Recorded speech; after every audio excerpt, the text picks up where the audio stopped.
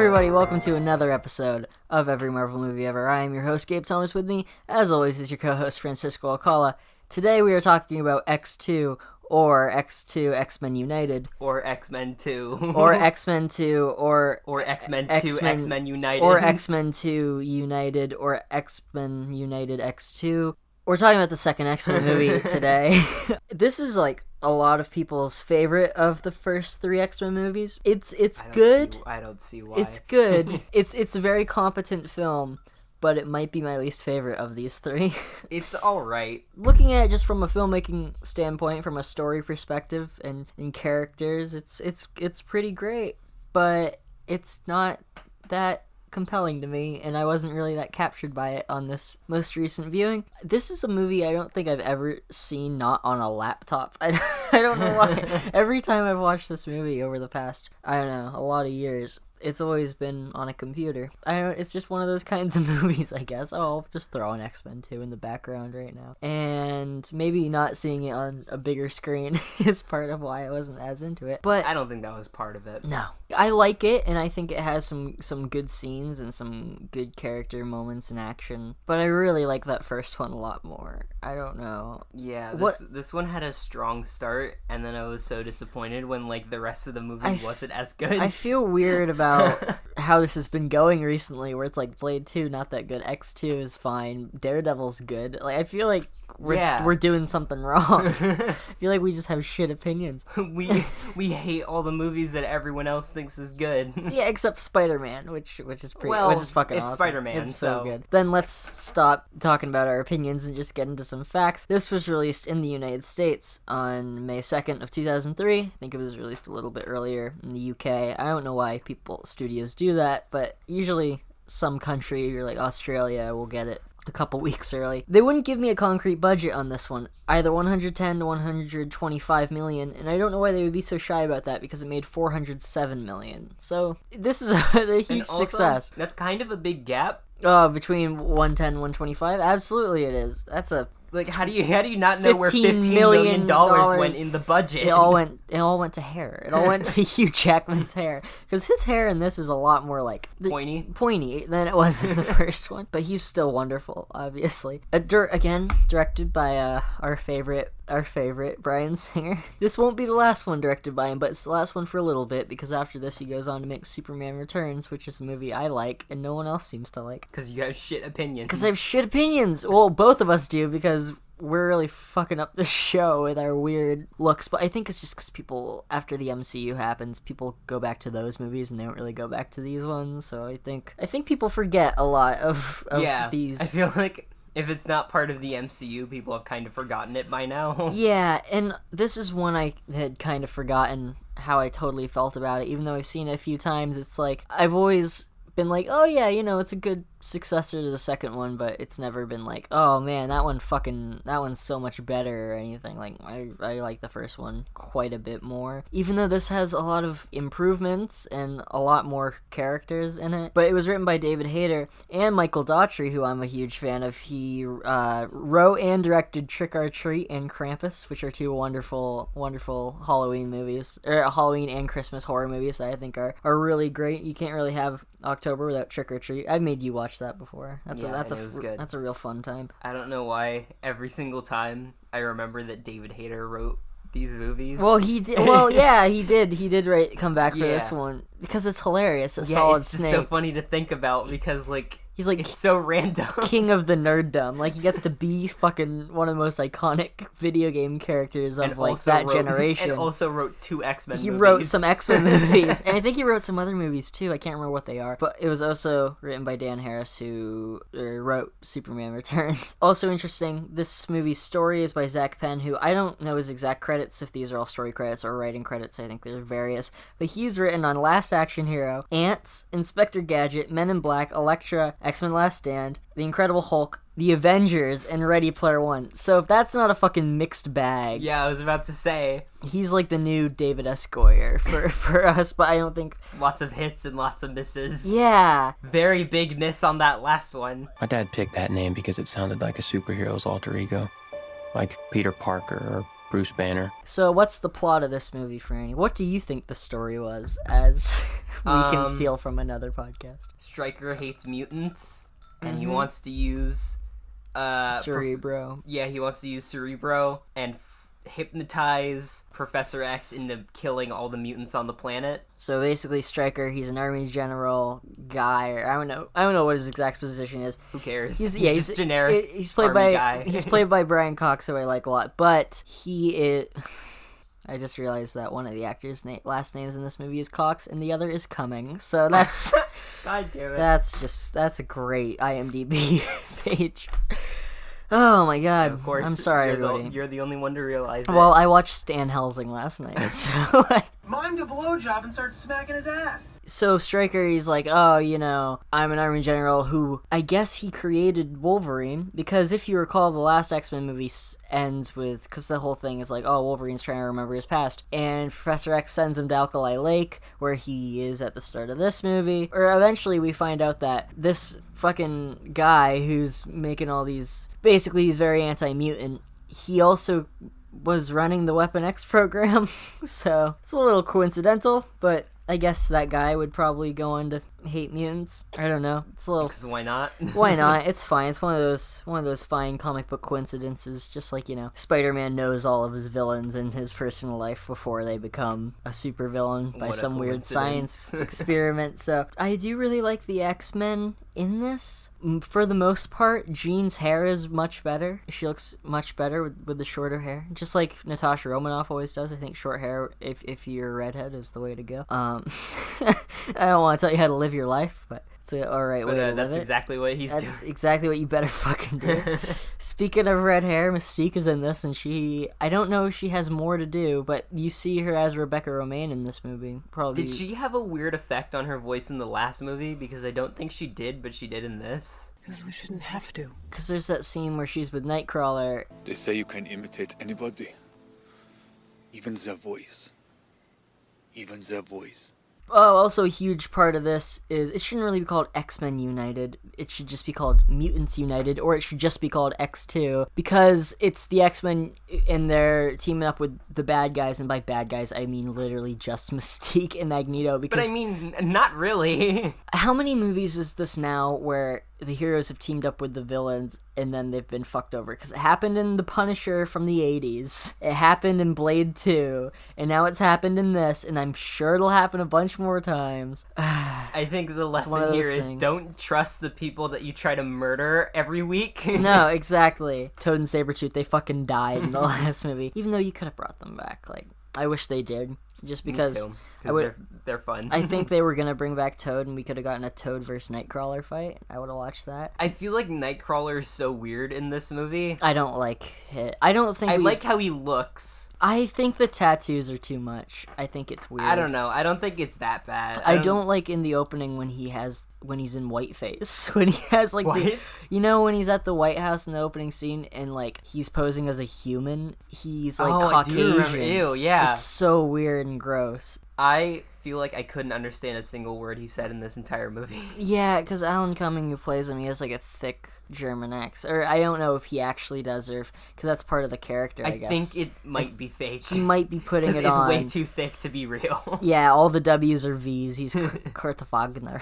And he has to say it every single time he meets somebody. I don't like the running joke. I hate the joke where he's like, but in the Munich circus I was known as the incredible Nightcrawler. It wasn't funny the first time. He weaseled it in. Yeah, it wasn't funny the first time or the 20th time. Because he says it to Magneto, he says it to Wolverine, like everybody. Like, I'm glad he's in it because I think Nightcrawler's a cool character, and I enjoy the opening scene, but I don't think it's like an action masterpiece like a lot of people do. It's not my favorite scene in the movie. It's still cool though. It's cool. No, it's really cool, and I really like. But he was gonna stab the president in the face. I feel like it was a good way to open the movie, though. Yeah. Oh, Even no. though no. it like it's kind of gets you more hyped than you should be for this movie. Yeah, but the thing is, it's not a bad. I don't know if I just wasn't in the mood for it or what. Costumes are better in this. I mean, they have like a little bit of colored lining, and they more so in X3. I think Kitty Pryde's costume in that has like a pink lining on it. It's like, oh, it's something. But she doesn't even like wear pink in the comics. It's not her look. Everyone looks good. The Mystique makeup's good. I don't think they layered it on as thick in this one. I think it was more of a. I think there's more digital stuff, like the eyes are digital in this, where they were contacts in the first one. I think the effects in general in this one are better, or they're just really good. I like them. I think I like the claws more in the first one because like I really enjoy the mansion scene where the mansion just gets fucking raided and you see Banshee and you see Colossus and you see Kitty Pryde and you see all these characters. It's great to see them, and you get that moment that we were talking about, which I mean in like a post Logan universe it's really nothing, but it's really cool when he gets that guy up against the fridge and stabs him. Like that's an awesome moment. But when his claws pop out, it looks a little too like fake. Like it's like a second thing. But I thought that they looked know. fine until I don't remember what scene it was, but somebody touched them. They like wobbled, like they were made out of rubber. Oh yeah, and that just took me out of it. The best claw moment in the movie is the cat, I think, which ended all. Yeah. That's just like a cute little bumper to that scene. Like that ended all the trailers. I remember it's. Because, you know, it's like, oh, Wolverine's walking around Bobby's house, which we'll talk about that, but Have then... you ever tried not being a mutant? Well, yeah, obviously that scene's like the coming out scene. We'll talk... I think, I don't think, but Bryan Singer's gay, that's why he did all this. But also Ian McKellen... I'm so sorry. Ian McKellen... Yeah, that's not saying it. No, not at all. It's been bleeped right out. Holy fuck. Yeah, well, he did. But Ian McKellen is also gay. And so he like worked with them on that scene to make it feel like more of a coming out scene, because obviously that's what the mutants are an allegory for homophobia and racism, and so I think that's everything that people hated in the 50s. Yeah, is like what the X-Men 60s, represent. but Yeah, 60s. or just now because people are fucking monsters. Yeah, so I like that scene a lot. I think that's a good scene. I think some of the like it's homosexual stuff in like some of the later movies is a little like get it. Like there's a line that's always bugged me in First Class where Beast is like, Didn't ask, so I didn't tell. I'm like, yeah, I get it. Okay. Fuck you, get it. Yeah, like, I understand. You didn't have to really layer it on. It didn't need to be that blunt. I really like it in this. And yeah, his parents are like, oh, you ever tried not being a mutant? Because they didn't know. I guess they thought the Xavier school was a boarding school. But anyway, Logan is walking around the house, and then the family cat like meows at him, and then he like I'm glad he wasn't like a few inches closer, because he would have fucking kebabbed to that cat. Imagine in this movie where he decapitates a cat.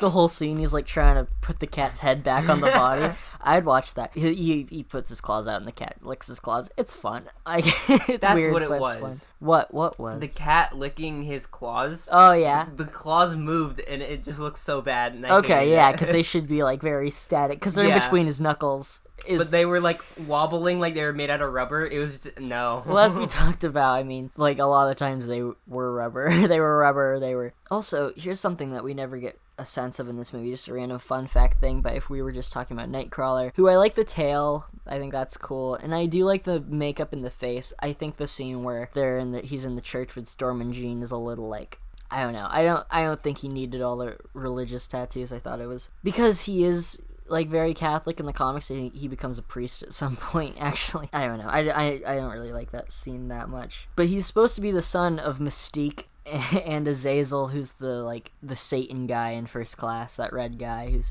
a teleporter. It kind of makes sense, but there's nothing in this movie to like back that up. So I don't know. I guess there's like a little expanded thing, but I think there's a moment in X-Men Apocalypse where there's some sort of exchange between them where he's like, wait a minute, you seem awful familiar or something, and that movie, first thing Mystique does You're blue is, too. yeah, well, there's a lot of blue in these movies, and so when it gets to like X-Men Apocalypse, when it's Nightcrawler and it's Mystique and it's Beast, and it's too much. On this fucking DVD cover, it's fucking blue on either side.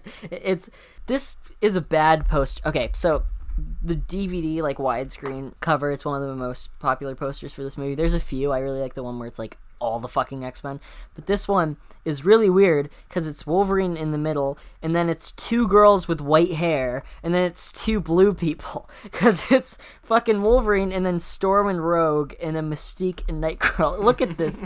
Also, Storm is not that important. Yeah, I was about to say, these seem like the most random characters to put on Mystique doesn't do anything. Mystique and Storm, yeah. Storm doesn't do anything. I mean, looking at this cover... Nightcrawler's kind of just there. Looking at this cover, they should really call it the X-Women, is all I'm saying. And by the way, the women are always saving the men around here. You might want to think about changing the name to X-Women. This movie does have a few villains, because it has Stryker, and it has Magneto, Mystique, and it has Lady Deathstrike. One of the most 90s names of all time. Not a good name. But the fight scene between her and Logan is my favorite scene in this movie. I think that's an awesome action scene where they're just stabbing the shit out of each other. Honestly, I couldn't tell what the fuck was happening. Oh, was it too like spinny for too shaky for you? There was way too many cuts, and I just couldn't follow what was happening. Oh, I couldn't tell like who was getting stabbed. I do like the X2 video game more than I like this movie on GameCube and like PS2. That game is fucking great. Mark Hamill voices Wolverine. I got me a date. And, oh, really? Yeah, and there's like a Spider-Man appearance in that. So I rode out here in the chartered bus along with the other superheroes who can't fly or teleport. Right, and my Aunt Tilly body doubles for Madonna. Some of those games would have appearances. Like, I think the Punisher game has Spider-Man and Daredevil. Or no, not Spider-Man, but Iron Man and Daredevil in it.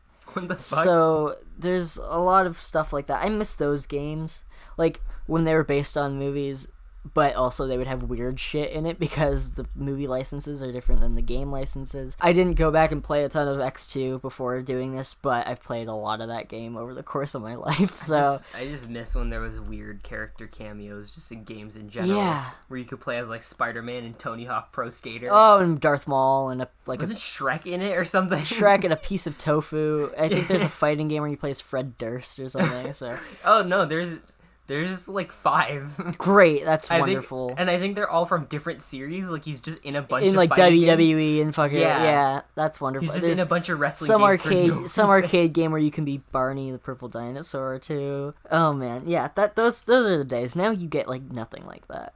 Everything is very just like, oh no, it's all us because how we split the deals. It doesn't matter.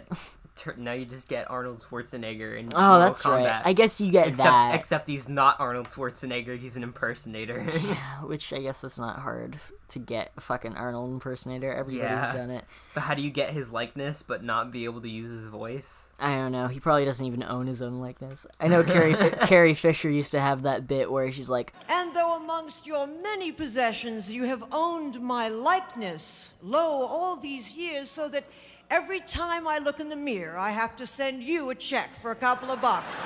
I really do enjoy the fight between him and Lady Deathstrike because it's in the Weapon X facility, and he fucking kills her with liquid adamantium, and it's brutal. And there's that bit... She sinks to the bottom because it solidifies in her exactly. body. It's crazy. And yeah, right? What the fuck? Because so it turned all her insides to like, I guess, be coated in metal. And then it was leaking out of her face. Yeah, it's coming out the fucking eye sockets. So when he's just like lying on the thing, and then she's just stabbing him through it. That's my favorite part. That's one of my favorite. That's like my favorite little action part in this movie. It's just that one moment. There was going to be a fight between her and Cyclops at some point, but there's already so much going on in this movie. And Cyclops does nothing in this movie. I forgot he was even in it. No, he disappoints me. A lot of people don't like Cyclops just because of these movies. I like him a lot in the first one. We talked about him and his whole dynamic with Logan. I also don't like I don't really mind the weird love triangle in the first one. It's worse in this one. Like, it's not fun. Like, it's just kind of like, oh wow, Logan, you're really fucking stabbing Scott in the back here. Like, yeah. No pun intended. Oh, he's got claws. And then the whole Mystique thing in that tent. What was that? I have no clue. That never happens again. I don't think they interact on screen until, like, Future Past, maybe, because she's not in X3 that much. So, there's the weird moment when they're just camping, which is also weird, before going to Alkali Lake again, and she comes into his tent and starts making out with him as Jean, and it's like, oh, okay, so I guess, because Jean has that whole... Because I like Famke Janssen as Jean Grey a lot in this one. She doesn't have that much to work with, but I think she's good when she's in it, because there's like you can see that there's this internal struggle going on with her, and there's like, Scott has that line about, oh, you know, it used to take you a while to levitate a book, and now you're fucking melting the room or whatever, because your powers are growing so fast, and I like that, and obviously that... Hint, hint. Hint, hint, she's gonna become possessed by a Firebird in this She already movie. was. Yeah, But we'll talk about the Phoenix stuff. They never even explained how it happened. No. And just get ready for the fucking third one. Does it get explained in the third one or no? It's a split personality. Oh, great. Yeah, it's bad. But you haven't seen the third one, have you? I haven't seen any of these. Oh, you've seen the first one. You haven't seen this? I don't think so. We didn't watch it? No. I think I've only seen the first one. First Class. And First Class and Dark Phoenix, and that's it. Oh my god. I like the internal struggle that she has, and there's that moment before she kisses, or Logan kisses her, which is weird, where she's like, Girls flirt with the dangerous guy, Logan. You don't take him home. I would never realistically be with you, which is kind of brutal, but also, he's like 1,000 years old anyway. All of that. It makes all of it and weird. she's already with somebody. And she has been for a long time. And then she dies, so it's fine. Yeah, she dies. And then she does more stuff with Logan in the third one. She kills Scott, and she's possessed by a firebird or something, so it's fine. Whatever. We'll get to it. After that line and their kiss, then he goes in the tent and starts making out with her, but it's really Mystique, and she keeps turning into people. One of them is Rebecca Romaine, but I don't know who the other ones are. I think one of them is like Rogue, and I was like, yeah, that was creepy. So and weird. then I think after that she turns into Stryker. That would have been something. And if we're talking about how Cyclops was cut out, we need to talk about the comic that I forced you to read, God Loves, Man Kills, which this is like classic Chris Claremont stuff. It's one of the most... And it's way better than the movie, it is way better. It's a super quick read. I think it's like It's like 70 pages. Yeah, it's but... really short. But I read it in like 2 hours. It starts on page like 6. Like, so it's already just like it's a super 65 short, or whatever. and it's really good, and it's extremely loosely. It was like... I don't think it's as loosely, because you have Magneto teaming up with the X-Men, you have the using Cerebro, you have Stryker. They use like the outline of this. Well, on the copy that we have here, which I wish I owned, because, I mean, you can get this real cheap, I think. I don't know when this one was printed. I don't think it was that long after the movie. Anyway, it even says on the back of this copy the partial basis for X2. So it's not like that blatant, but it is a lot more interesting. And because instead of just being a random military guy, Stryker's a pastor. Yeah. Which makes him so much more interesting than I hate mutants because I hate mutants. No, in this he hates mutants because he thinks it's not part of God's plan, because he's like this crazy reverend just talking about his fucking origin story in this comic. Yeah, it's so fucked up, and I mean they kind of use it in this, but they don't use it. They never say... So the origin... Because he has like a son in this who's like this really powerful fucking telepath guy who becomes a little girl, yeah, and that's weird, to show Professor X around in his brain in Cerebro, because he has like a weird makeshift Cerebro in this movie. He just casually built a second Cerebro. Yeah, and I guess earlier in the movie he gets the plans for Cerebro or whatever. Still, I don't think that's a very easy thing to build, especially in like... Well, they don't really have a like... But it's a real shitty version. Like, there's it's most like of falling apart most already. of the panels aren't there. They were just like, it's like the second Death Star. It's like, just build whatever's necessary. We're not gonna take as much time on this one. So he has that son, and I guess the like thing you don't see on screen is like, a while ago he was gonna take his son to Xavier's school, and Xavier's like, oh, I won't take him or whatever for whatever reason. I can't really remember. I think that's just in like a tie-in comic or something. And the guy who plays his son, I can't remember his name, but that guy is Bane in Batman and Robin. Really? Yes. No beauty. Just the beast. But in the comic, or in the movie, I think there's like a quick line to Senator Kelly, who Senator Kelly is in this, even though he I know it's Mystique, but...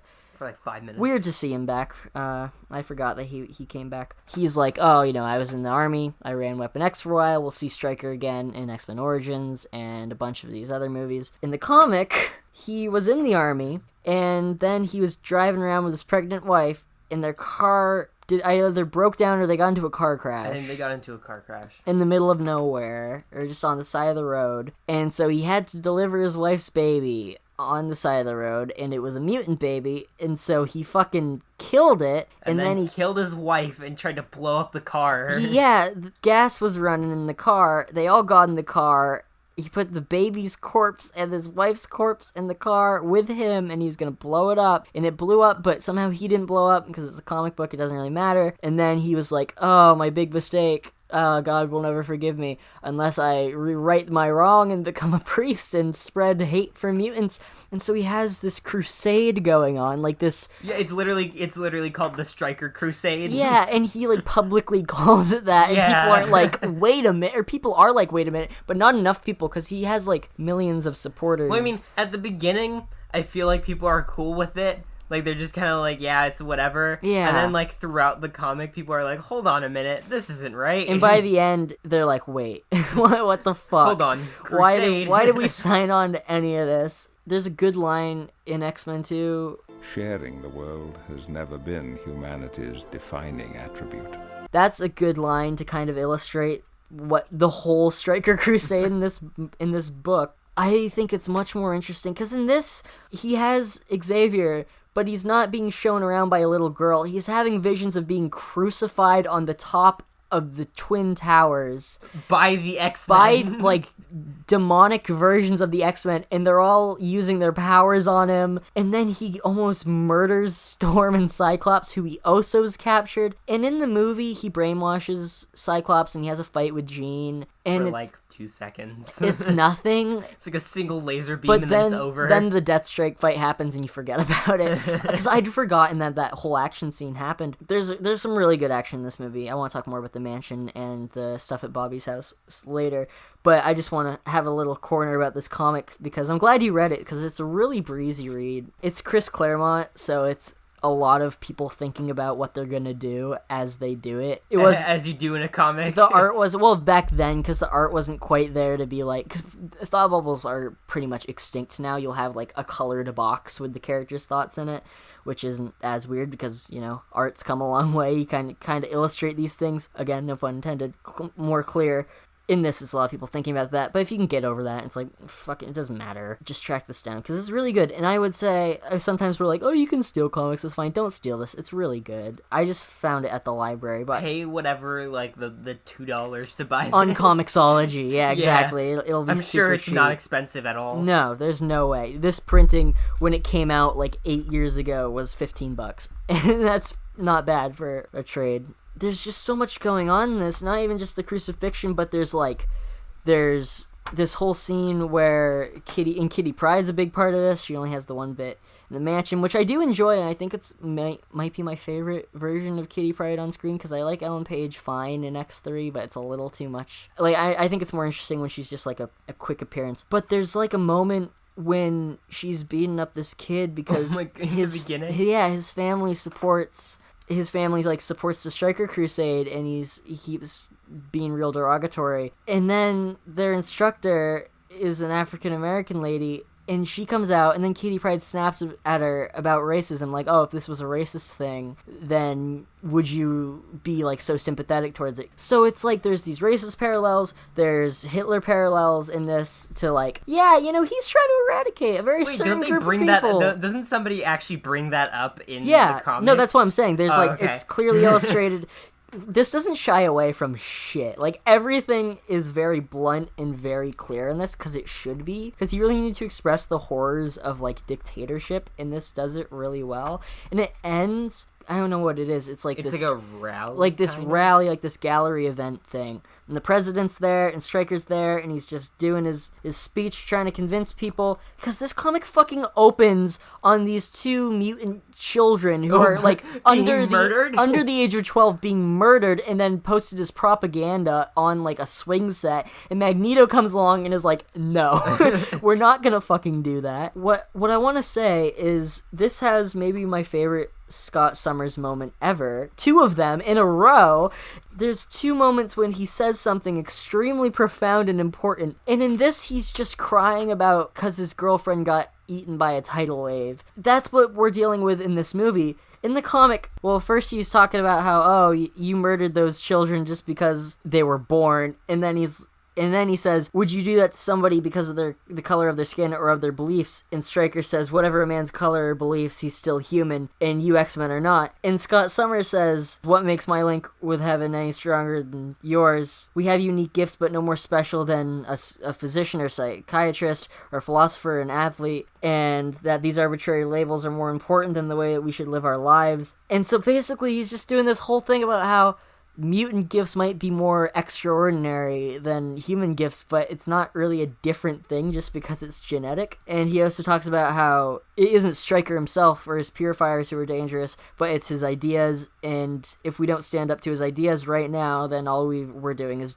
basically delaying the Holocaust. Like, it gets extremely heavy, and then Stryker tries to shoot him. He tries to shoot Kitty Pryde, who to the public is like a 13-year-old mutant girl, and so a cop shoots him. And I think a few episodes ago, or in this Spider-Man episode, because there's all those weird like extras asides, I was talking about how, I love in a comic where it'll just be one-off panels where it's a random citizen's thoughts on it, and it keeps cutting to these cops who are like, this whole mutant thing's really weird, and I love it. And so one of those cops fucking saves the day and shoots Stryker. Oh yeah, something I just remember the Stryker also does. He has like this assistant with him that he doesn't know is a mutant, and then he finds out she's a mutant. So in front of everyone at the rally, he just pushes her off and snaps her neck. Snaps her neck, which is interesting because in this movie, Lady Deathstrike is his assistant, who is a mutant, and he knows it. Though. He knows, and there's no point because she knows his plan to fucking like kill all the mutants, the planet. And there's not a point where she's like, "Hey." You're gonna make sure that I'm spared, right? And she has one line of dialogue in the movie, and I think it's just like, what are you doing in here? And that's fucking it. I think her name's Kelly Hu. She's in Friday the 13th Part 8, Jason Takes Manhattan. So right? That must be something really weird to hear, like, out of context, like, not knowing what that movie is. If you don't know what Jason Takes Manhattan is. Oh, yeah. Well, it's actually Jason on a cruise ship for 80 minutes, and then fucking he's in Manhattan for 10. He's in New York City for 10, and it's Vancouver for 85% of it anyway. That's the first Friday movie I ever saw, so it has a special place in my heart. Second Scott Summers moment. Basically, at the end of all this, at the end of Charles Xavier this whole time has been brainwashed. He almost killed 2 of his best students. He's been kind of out of the picture, which he is for a lot of this movie also. On the Weekly Planet, they've always called it Professor Xing, where every movie he would get like Professor X, which is basically he's too powerful to be in the movie, so you gotta like push him aside. In the first movie, he doesn't really. In the second movie, he's incapacitated, or he's being used he's brainwashed. He's being used to destroy everybody, all the mutants, and then eventually, once Magneto is in charge, all the humans. In the third movie, he fucking explodes. Spoiler alert, he's killed. So it's always something like that. And in the comic, that's happened to him this whole time, but it's a lot more horrifying in this than it is in the movie. He's just being led around by a little girl or whatever. But after that, he's like, you know what, Magneto, who doesn't turn on them in this, he's actually a lot more loyal. Maybe we'll just join your crusade and we'll just do this together because we've been fighting for too long and maybe the humans are never going to accept us, so I guess we'll join you. Yeah, they pretty much think that, like, even though they killed Stryker pretty much, like, his idea's already out there. Yeah. So it's kind of too late. Well, exactly. It's just like what Scott said earlier, where it's the idea, it's not the guy.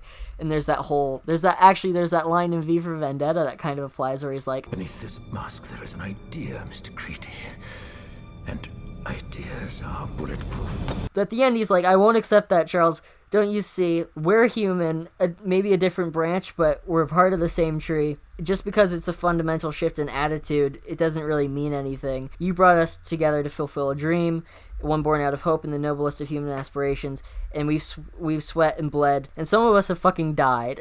Maybe that's not word for word, but imagine. Some of us fucking lost our goddamn motherfucking lives, you bitch, to make it a reality, and I'm not prepared to give that up. The means are as important as the end, and we're basically just not gonna give up. And Magneto's like, so you all agree to this? All right, fine. He's not like, I'm gonna fucking destroy you. He's like, agrees fair. to it, so he's like, all right, I'm gonna head out. Yeah, he's exactly it. I'm gonna head out. That's a perfect version. But that's my Scott Summers. I don't want, and I like James Marsden in this role. I feel like he's so whiny though. But he's not in the first one. But in this, and in the third one, he's in it for like a minute, and then he dies. And then he dies, and you don't see him again until Days of Future Past. Great. And you see him for like a second, and so because he dies there too. They really waste him. It sucks because I think he's good. The mansion scene is pretty good. It starts with a kid with like a 9-year-old getting shot in the neck, which is always great. Which is always great. Start. It's a little on the nose, but I kind of like where he's watching like the like National Geographic, and it's like the mommy cub always leaves her babies behind, and then the second after that happens, when all like the X-Men are gone, then of course they move in. So you see what you did there. That was probably Singer. He was like, oh, this is gonna be so cool and pretentious, so I'm gonna throw that in there. Fuck you, Bryan Singer. I fucking hate him so much. He's a monster. That's when we get Colossus, which is good because I forgot that he's in there. He's a big part of the comic story, and he's barely used in this. He's really shunned. He gets some time to shine for a second, and then Logan's like, no, just help them. Just go with them. It's fine. Just go with the kids. And he's like, okay. He's like, okay, I'm gonna head out. And he leaves. And he's in X3 a lot more. I do like the effect, though. Obviously, it's not as good as it is in Deadpool, but it looks good. He looks good. It's just a big guy. Something that I just realized, and that's kind of weird. So the kids escaped from the mansion, but where did they go? I guess did they ever explain that? There's like a weird sewer that they run through. Yeah, but then they just end up in a forest, and then they never explain where they ended up going. Yeah, I don't know where they are. And also... then they're all back in the next one. And also, how small is this school that they only captured, 10 students, and then everyone else got away, but that was only another, 10 students? Well, I thought this was supposed to be a big school. It's a huge school. I don't know what happened. That's all the extras they could afford for that day, I guess. Which is weird, because this is a fucking huge movie. I don't know. Yeah, that's a good point. I have no idea what happened to those guys. Right afterwards, where we get our NSYNC moment. In the first one, he steals Cyclops' bike. In this one, he steals the car. It's kind of fun. And he uses, the X phone. I don't know. But comes out of the radio? Why not? I don't know. But yeah, at some point, he has to start the car with his claw, which I guess that's a fun application. And then it's fucking NSYNC, and they're like, oh, turn the shit off, because, it's a solid 2003 joke. Also, there's a lot of parts in this where Iceman, Iceman, freezes a beverage. And he's in this a lot more. Yeah, it's all he's used for. And then he freezes a wall in front of Stryker. Iceman's one of my favorite X-Men. He's used a lot better in this because he and Rogue kind of have a subplot that isn't bad. I enjoy that because that's a realistic enough application. It's like, yeah, they are dating, but she can't fucking... But she would literally murder him if they get too close. Can't touch him. It's in there, but it's a little weird when Wolverine's like, "Oh, how do you guys?" And he's like, "We're working on it." It's like, Logan, it's none of your fucking business how that 17-year-old girl is. It's weird. I don't like that at all. Oh, and Pyro's in this, who's, he's the anti-Iceman. He's in a scene in the first movie. And he's the worst. Just real quick. Well, he's the worst, and then he ends up joining Magneto's crew. It's weird because Iceman has a little brother who's in the house, because they have to leave the mansion because it gets raided by Stryker's guys, so they go to Bobby's house in Bastion, second episode where we talked about Bastion. My boy's wicked smart. And that's when they have the whole scene where, oh, Mom, Dad, I'm a mutant. And his little brother is upstairs, and he calls the police. And the police show up. There's a man in the house, and he won't let us leave. Yeah. But why would he rat out his brother like that? That's an extreme... He's a shitty brother that hates mutants. He's a really shitty brother. But then the police show up, and there's some good bits there where, Wolverine's got his claws out, and they're like, put down the knives, and he's just I can't. Yeah, that's good. He gets shot in the head, and he stays down for a lot longer than Wolverine usually would. Yeah, that's weird. Although I prefer a Wolverine who isn't who's indestructible, but it takes him a few days to heal from shit, more than just oh, all the skin's ripped off, oh, it's all back, because that's a little more well, there's nothing, there's no risk there. That's kind of what the comics became after a certain point. I think at some point in the comics, Magneto removed all his adamantium in in the radical 90s, in the noughties. Then he had that's when he got his really strong healing factor. I don't know why. I think it just made up for it or whatever. Yeah, that doesn't make any sense. And then he got his adamantium back, and it's been like that ever since. So now he just has an insane healing factor and an indestructible skeleton. Yeah, and I think some of these earlier movies are better at being oh, his healing factor, it's good, but it's not as extreme. In this, he puts out a cigar in his hand, and he's fine. That's fine. It's because he can still get his ass beat. Yeah, I know. It's not, but I like it more in this movie. In the Wolverine, which I know I just praised a whole bunch, but he is at Nagasaki or Hiroshima, I can't remember which one, when the atomic bomb is dropped in World War II, and he takes the full blast of it, and all of his skin and his hair and his clothes burn off, and then they form back in 10 seconds. Great. And his hair goes back to the way it was. That doesn't make any sense. No, it's really dumb.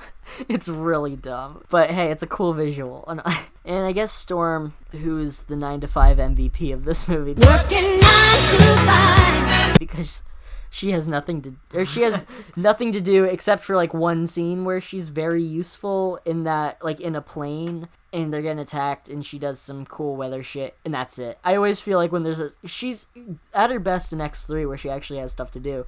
But in this movie, I think I read somewhere that they gave her more to do. And the Oscar goes to Halle Berry in Monsters Ball. Give her more scenes, because she's important now. One.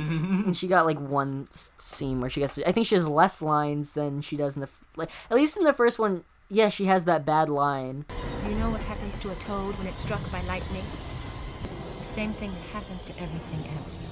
But I remember it. Memorable. I don't remember anything she does in this one. She flies a plane and makes a couple tornadoes and probably kills 2 pilots. What I'm saying here is I like a lot of the characterizations more in X-Men 3 than I do in this movie. Storm's a lot better. Cyclops isn't in it very much, but he has stuff I remember. Like there's that line, because, you know, they're still all dealing with Jean's death, because these all take place in the not too distant future, so no one knows when these are happening, but I guess not that long after each other. Even though people are growing up real fast, I guess. Yeah. Maybe it's a mutant thing, who knows. There's a bit in that movie where Logan's like, oh, you know, Scott, Jean's death happened a little while ago, and you should get over it, and he has that line where it's like, not everybody heals as fast as you, Logan. That's a good little moment. He's targeting his personality, he's targeting his powers, and this... There was an actual writer for that movie. Yeah, maybe, but not David Hayter, I guess. I don't think so. In this, I couldn't tell you a thing he says, other than the thing about Jean, like, lifting books or whatever. Yeah, I know I told you yesterday, but watching this movie made me like the first one more. Yeah, and I don't know how that worked, well, but it just kind of did. I think that movie has all those great character moments that we talked about, and the characterizations are at their best there. And that's why First Class works a lot, is just because the characters really motivate that movie. I think I finished this one, and I was like, that wasn't a very fun movie. I wish I watched the first one instead, because that's actually a fun movie. Yeah, it doesn't leave as much of a mark. This one, I think, is a lot more focused on action than characters. That's fine. It does its action good, so, like... There's really good stuff. I enjoy the part when Pyro blows up all those cop cars. Did you notice that when he blows up one of the police cars, that it's like the sound of an explosion, but also of a pig squealing? Yeah. That's hilarious.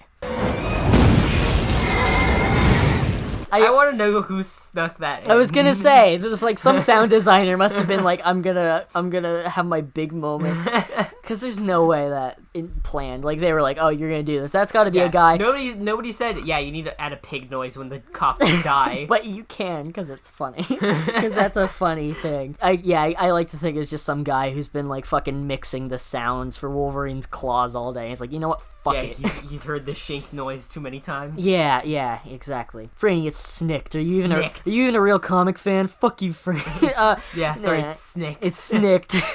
He's been doing that all day, and he's like, alright, fuck it. I'm gonna do this. Fuck the police. Magneto's costume is less dumb in this. Also, Magneto has that scene where he breaks out of the plastic prison. It's kind of bad, because he takes all the iron out of that guy's blood. I don't know. I thought that was kind of cool. There's too much iron in your blood. I used to like really like that scene when I was little, because I was like, oh, blood. Oh, this is an adult movie. This is cool.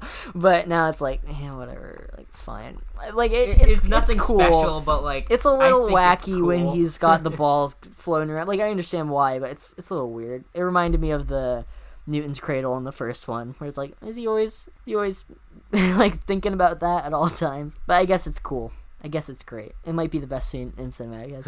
I love the delivery he has. You should have killed me when you had the chance! I don't know. I just wasn't feeling it. No, I wasn't in it for this one. I don't know why. I wish I was. Good action. Not great characters, but some really fun action stuff. I like the set piece of the dam. I like the line a lot with Wolverine and Stryker when Stryker says, "You're an animal then. You're an animal now. I just gave you claws."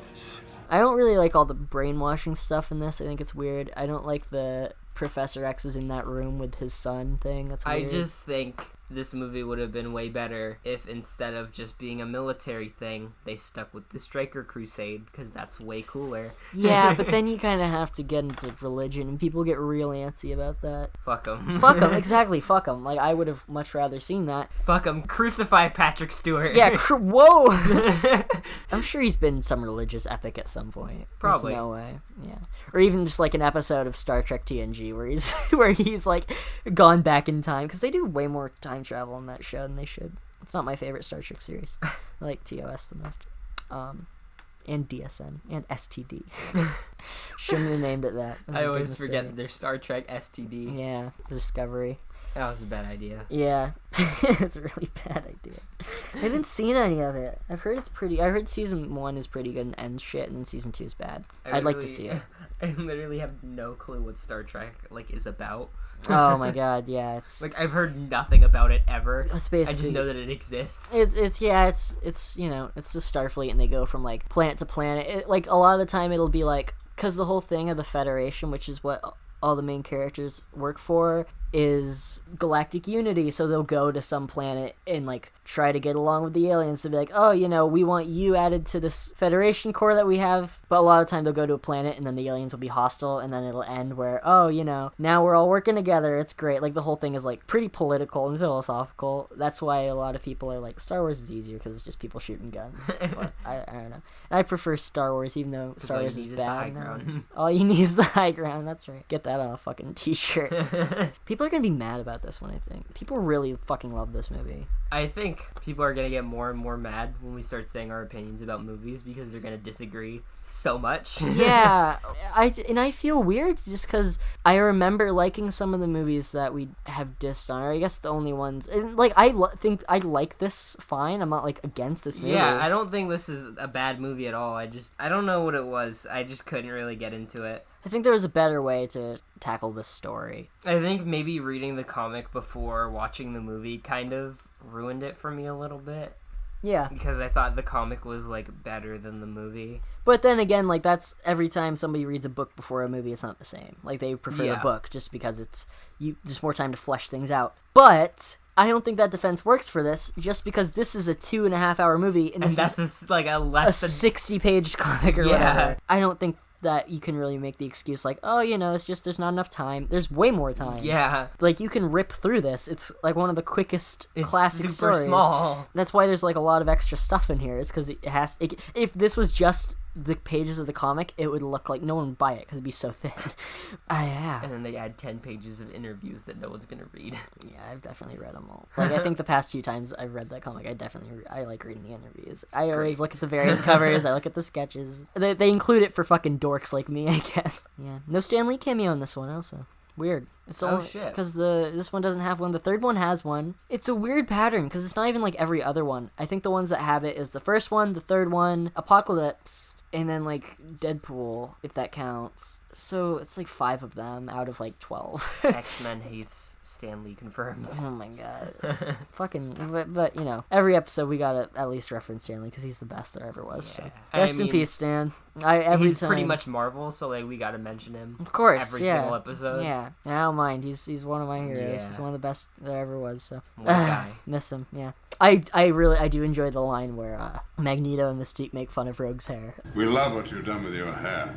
That's fun because we made fun of it last week, and then there's this when he fucking did it too. Yeah. And I think there's layers to that. I think that works. I think seeing Magneto say the phrase "dorky helmet" was just so weird. He said that?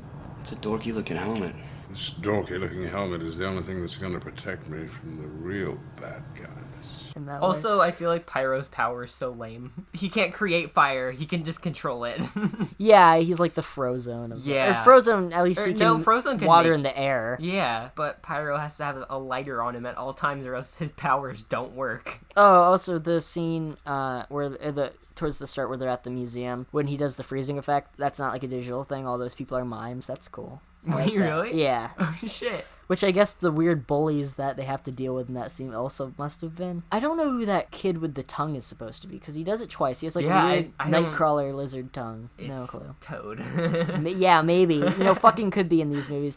Hank McCoy is on a TV in this. Yeah, I saw that. Because he was supposed to be in there, because he's in the next one, I mean. But he was supposed to be in this, I think Angel was. There's a bit where you see like the metal angel wing on the wall of Weapon X facility with all the other like Wolverine pictures, so that's kind of cool. Beast and Angel would both be introduced in the next one, which then you get all the core X-Men characters, so that's... Patrick Stewart's good in this, so he just doesn't have as much to do. Yeah, he doesn't really do, like, everybody's anything. better in the first one, and I like it, because it's a lot more simple. Like, this is a simple story. Most of it takes place at the school. Like, the whole first half is at the school, the whole second half is at the base. It's very, like, yeah, I think I like the split. first one because it was a little more focused on the characters, and I felt like this one was more focused on, like, the action and the story, even though the story wasn't that great. Well, we even talked about in the first episode how we were... or on the first episode where we did the first X-Men, how I was like, oh, I think the first one's all the setup and the second one's all the payoff until you probably like the second one more. But no, there's no payoff in this. The payoff isn't that great. Lady Deathstrike, that's a weird design, because she just has like fingernails or claws. I don't like that. Do you remember if the next one is better or is it worse? I really like the next one, and I've seen it pretty recently. You got a lot of dumb stuff. You have the part where Magneto moves the Golden Gate Bridge and then goes, Charles always wanted to build bridges, which we've talked about. That's in this one? No, it's in the third one. Yeah. And it has the Juggernaut. I'm the Juggernaut, bitch! Because Jean Grey dies in this. And there's it's Phoenix not in the impactful, ocean. yeah. Yeah, it's but really dumb. She already had the Phoenix, I guess. And they never explain how she had it. She just kind of had it. She's had it. She just had it. There's a part where you see it in her eye, and like you think it's gonna X-Men Apocalypse style, like appear behind her and be cool, but no, that's it. Yeah, and then her powers are like slightly better than they usually are. I guess. Okay. But she doesn't have anything to really do. Yeah, so there's like you can't show off that she's like more powerful than usual when she doesn't do anything. Good hair though. Everybody's got great hair in this movie. It's something I noticed. Just like no frosted tips in sight. I think we're getting away from that. Do you know who the villain in the Punisher movie is? No, it's Frosted Tips. No, it's unrelated, but I kind of want you not. I don't know if I want you not. Should I tell you or no? I don't care. It's John Travolta.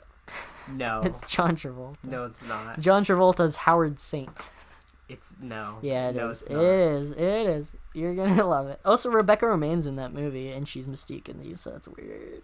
Rebecca Romijn Stamos at the time, because she was married to John Stamos. I don't know if she still is. I doubt it. Fun fact. John Stamos. I married John Stamos. Are you kidding me? Oh, also the Alan Cumming makeup. Because he's never in another one of these movies. Nightcrawler's an X-Men Apocalypse, but it's a different guy, and that's because the makeup, at least in the church scene, took 10 hours. And so he's like, fuck this. He's like, no, fuck this. Yeah, exactly. You know who else was gonna be Nightcrawler? Neil Patrick Harris. Barney Stinson himself was gonna be Nightcrawler. Daddy's home.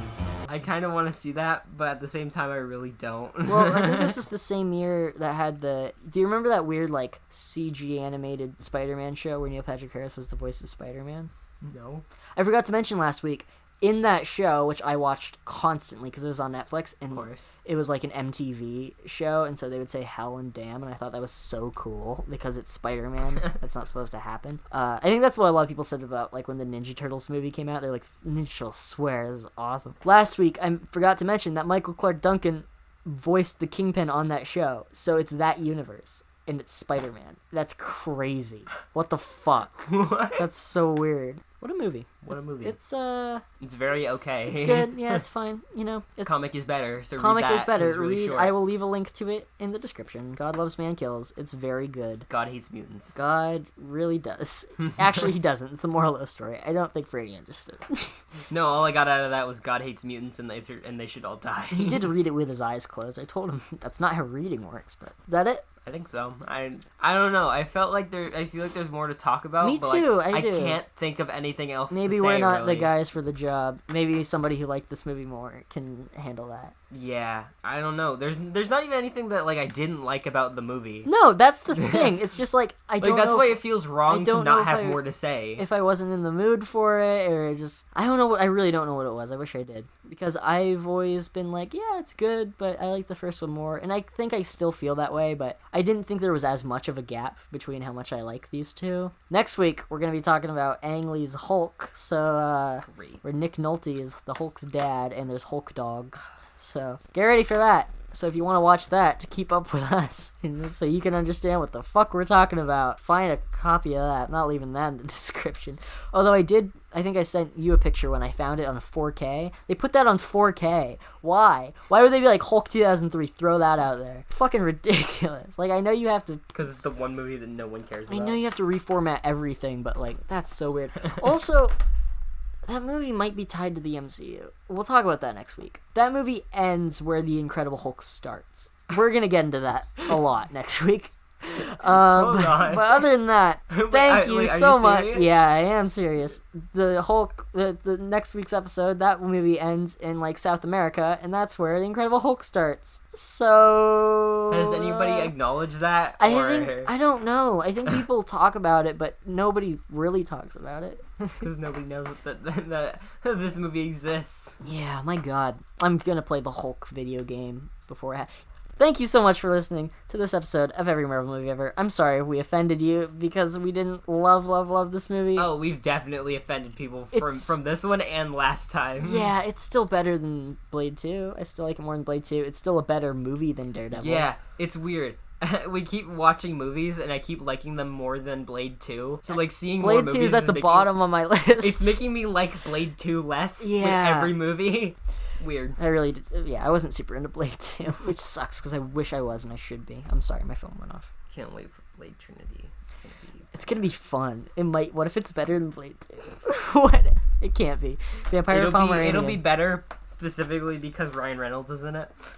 Maybe, yeah, but you say the same thing about X-Men Origins. I think we're done here. Yeah, we're done. You mean like with the show? Like we're shutting this whole thing down. You can find the show on Twitter and Instagram at Marvel Movie Pod. You can find us on Gmail at marvelmoviepod@gmail.com. You can find me on Instagram at FlippedEgg. You can find me on Twitter at FlippedEgg, but the E and egg is at 3. Franny is an anti-mutant legislator. He hates mutants and he thinks that individuality and equality should be eradicated. Isn't that right? You know it. So you can't find him anywhere. Can't be getting that internet hate. No. We can't let him. Nobody can tell you. We can't have Paul yell at you about how X2 is the best movie ever made. Yeah. I don't even think he thinks that. I don't think he likes it very much.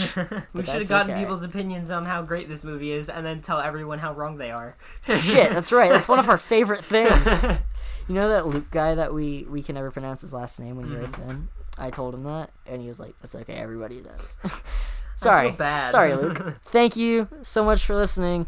I don't even know what fucking quote's gonna be at the end of this episode. You should have killed me